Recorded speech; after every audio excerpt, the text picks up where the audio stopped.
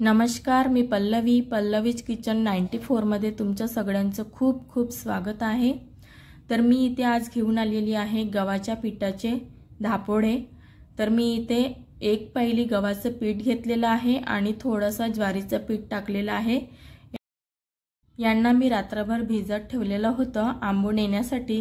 तर हे बघू शकता तुम्ही। आता मी दुसऱ्या दिवशी सकाळी हे दाखवत आहे तुम्हाला कसं आंबलेलं आहे। छान मस्तपैकी आंबलेलं आहे।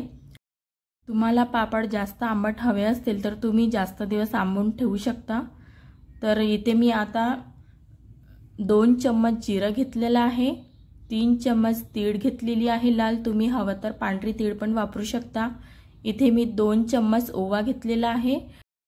इथे मी 5 तिखट मिरची कुटून घेतलेली आहे आणि 4 चम्मच मी मीठ घेतलेलं आहे।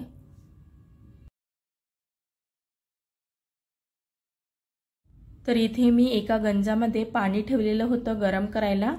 पाणी गरम झालेलं आहे। आता मी सुरुवातीला थोडं जास्तच पाणी ठेवलेलं होतं गरम करायला, जेणेकरून ते आपण थोडं पाणी सुरुवातीला साईडला काढून ठेवायचं गरम झाल्यानंतर, आणि नंतर मग जेव्हा लागेल तेव्हा आपण टाकू शकतो। तर मी ह्या पातेल्याने 5 पातेलं पाणी टाकलेलं होतं इथे गरम करायला। तर मी एक पातेलं मी बाजूला ठेवलेलं आहे काढून। आता इथे आपण बारीक कुटून घेतलेली मिरची टाकून घेऊया। इथे मी जिरे टाकून घेत आहे, ओवा टाकून घेत आहे आणि लाल तीळ टाकून घेतलेली आहे मी, आणि इथे मीठ टाकून घेतलेलं आहे। इथे मी थोडं मीठ वाचवून ठेवत आहे, जेणेकरून जेव्हा आपल्याला गरज वाटेल तेव्हा आपण टाकून घेऊ।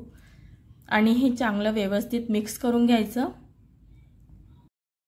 तुम्ही हवं तर ज्वारीच्या पिठाचे पण पापड बनवू शकता, पण मी इथे गव्हाच्या पिठाचेच पापड बनवून राहिलेली आहे। तर इथे आता उकळी आलेली आहे पाण्याला। तर मी इथे आता घाटा वरून घेत आहे। तर मी इथे सुरुवातीला वाटीने थोडं पाणी थोडं बॅटर टाकून एका हाताने टाकायचं आणि एका हाताने चम्मच फिरवायचा आणि एका हाताने ते बॅटर टाकून घ्यायचं। याने काय होतं, गुठळ्या पडत नाही आणि छान मिक्स होऊन जातं ते बॅटर। तर मी इथे थोडं सुरुवातीला 2-3 वाट्या टाकून घेणार आहे आणि नंतर मग पूर्ण टाकून घेणार आहे। तर तुमच्याकडे कोणी मदतीला असेल तर तुम्ही एका वेळेस पूर्ण टाकू शकता। माझ्याकडे कोणी मदतीला नव्हतं म्हणून मी वाटीने टाकून घेतलेला आहे।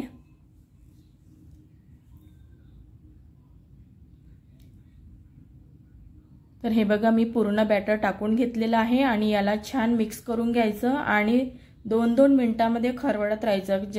ते जास्त वेळ जर आपण खरवडलं नाही तर ते बुडाला करपतं, त्याच्यामुळे खरवडत राहायचं।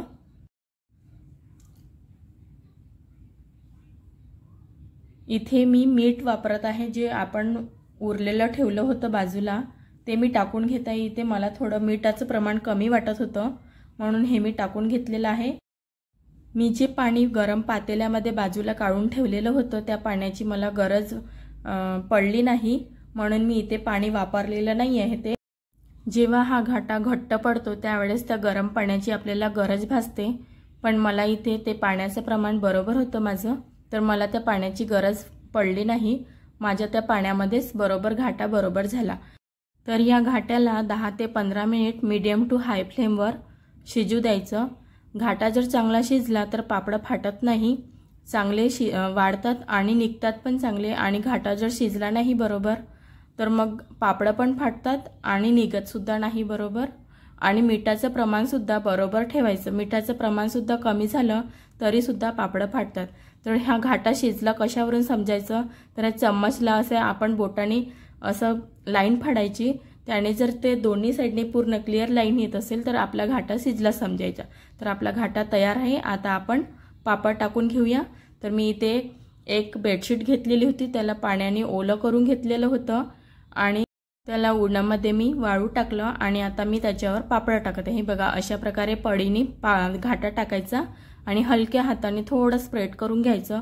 खूप जाड पण नाही खूप पातळ पण नाही, अशा प्रकारे पापड टाकून घ्यायचे।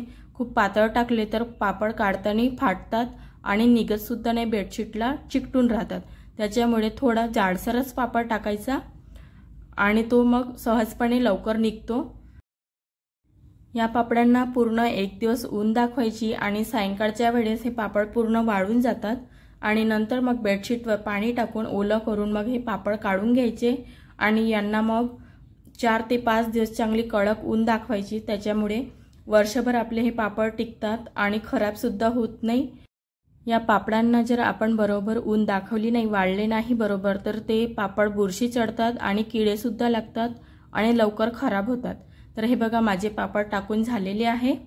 अशा प्रकारे तुम्ही पण टाकू शकता आणि मी यांना आता 5 ते 6 दिवस या पापडांना वाळू ऊन दाखवलेली आहे, वाळू टाकलेलं होतं आणि माझे हे पापड अशा प्रकारे तयार आहे।